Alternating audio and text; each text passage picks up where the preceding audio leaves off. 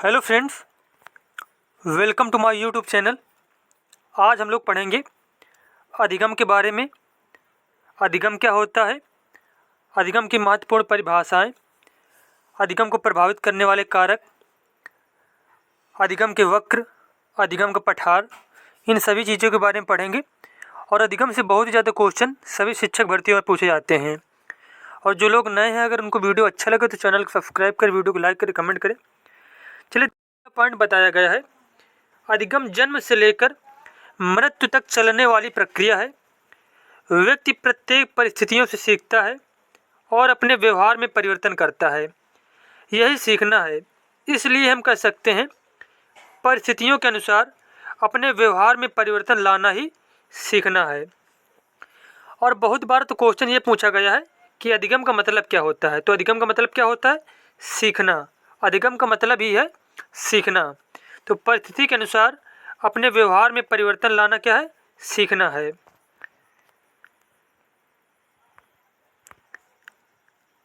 अब यहाँ पे इंपॉर्टेंट परिभाषाएं बताई गई हैं, जैसे कि जेपी गिलफोर्ड ने कहा था, व्यवहार के परिणाम स्वरूप व्यवहार में परिवर्तन ही सीखना है। स्किनर के द्वारा बताया गया, सीखना व्यवहार में उत्तरोत्तर सामंजस्य की प्रक्रिया है। क्रो एंड क्रो ने कहा था, सीखना आदतों, ज्ञान और अभिवृत्तियों का अर्जन है। वुडवर्थ ने बताया, नवीन ज्ञान और नवीन प्रक्रियाओं को प्राप्त करने की प्रक्रिया सीखने की प्रक्रिया है। तो ये जो डिफिनेशन, ये जो परिभाषाएं दी गई हैं, तो ये बहुत ही ज़्यादा महत्वपूर्ण है। ये सभी आपको याद रखना है। अब ऐसे क्वेश्चन दे देगा, आपसे पूछेगा कि व्यवहार के परिणाम स्वरूप व्यवहार में होने वाला परिवर्तन ही सीखना या फिर अधिगम कहलाता है। यह कथन किसके द्वारा कहा गया था? तो आंसर हो जाएगा जेपी गिलफोर्ड के द्वारा। तो इस प्रकार से बहुत ही क्वेश्चन पूछे जाते हैं। अब यहाँ पे बताया गया है अधिगम की विशेषताएं। अधिगम जो है जीवन पर्यंत चलने वाली प्रक्रिया है। सीखना अनुकूलन की प्रक्रिया है। सीखना सार्वभौमिक प्रक्रिया है। सीखना कुशलतादायक है। सीखना व्यवहार में परिवर्तन है। उसके बाद यहाँ पे बताया गया है, सीखना एक उद्देश्यपूर्ण प्रक्रिया है।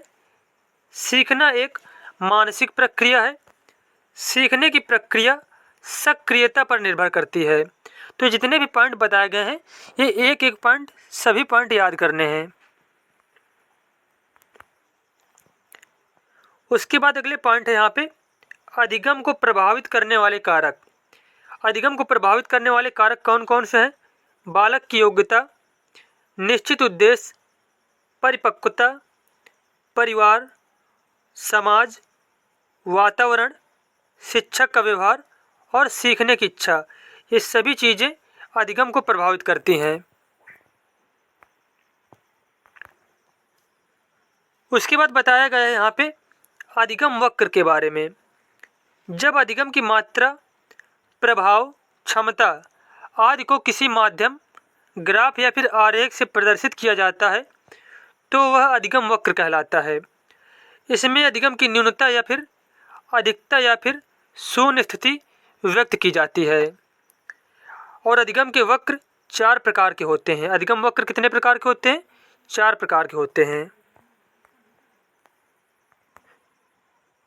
अब जैसे कि पहला अधिगम वक्र है सरल रेखीय वक्र। इसमें सीखने की गति एक समान होती है। क्या होती है? इसमें सीखने की गति एक समान होती है। और देखो ये किस प्रकार का बना हुआ है, सरल रेखीय वक्र जो है। तो ये जो वक्र है, ये भी आपको याद रखना है किस प्रकार का। इसकी माइंड जो इमेज है, इसको माइंड में फीड करना है अपने। पेपर में केवल ऐसे ही क्वेश्चन पूछा जाता है, ये वक्र दे दिया जाएगा, पूछेगा कौन सा वक्र का प्रकार है। तो ये कौन सा प्रकार है? सरल रेखीय वक्र है। इसमें सीखने की गति एक समान रूप से होती है।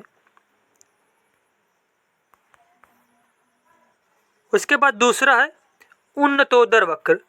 उन्नतोदर वक्र, इसमें सीखने की गति शुरू में तेज होती है और उच्चतम बिंदु पर पहुंचने के बाद सीखने की गति धीमी होना शुरू हो जाती है। अब देखो यहाँ पे, देखो ये दिखाया गया है यहाँ पे सीखने की गति जो है, देखो ये ऐसे बढ़ा यहाँ पे, ये उच्चतम बिंदु जहाँ पे ये पहुँचा तो क्या हो जाएगा, यहाँ से फिर नीचे आना शुरू कर देगा। तो कौन सा वक्र है? ये है उन्नतोदर वक्र। और ये जो यहाँ पे वक्र बना हुआ है, ये भी जो है इसकी इमेज आपको अपने माइंड में याद रखना कि किस प्रकार का बनता है, जो उन्नतोदर वक्र होता है। उसके बाद है नतोदर अधिगम वक्र। उन्नतोदर से देखो, उन्नतोदर तो यहाँ पे ऊंचाई ज़्यादा, मतलब ऊंचाई के बारे में बात हो रही है। उन्नतोदर मतलब कम ऊंचाई के बारे में यहाँ पे बात होगी। देखो अब यहाँ पे इसमें बताया गया है नतोदर अधिगम वक्र में, इसमें शुरू में सीखने की गति धीमी हो जाती है, उसके बाद धीरे धीरे सीखने की गति तेज होना शुरू होती है और वह उच्चतम स्तर की ओर बढ़ती जाती है। ये देखो यहाँ पे दिखाया गया है इस वक्र में। तो ये कैसा वक्र है? ये है नतोदर अधिगम वक्र। उसके बाद यहाँ पे अब यहाँ पे चौथा वक्र है, यहाँ पे 3rd नंबर पड़ गए। चौथा वक्र है मिश्रित अधिगम वक्र। मिश्रित अधिगम वक्र, इसमें शुरू में अधिगम की गति तेज या धीमी और अंत में भी अधिगम की गति तेज या धीमी दोनों तरह से हो सकती है। यह वक्र वक्रों उन्नतोदर व नतोदर अधिगम का मिला जुला रूप होता है। अब देखो इसमें क्या होता है, कभी से जो अधिगम की गति होती है तीव्र होती है, कभी से क्या होता है अधिगम की गति धीमे होती है। तो यह है मिश्रित अधिगम वक्र।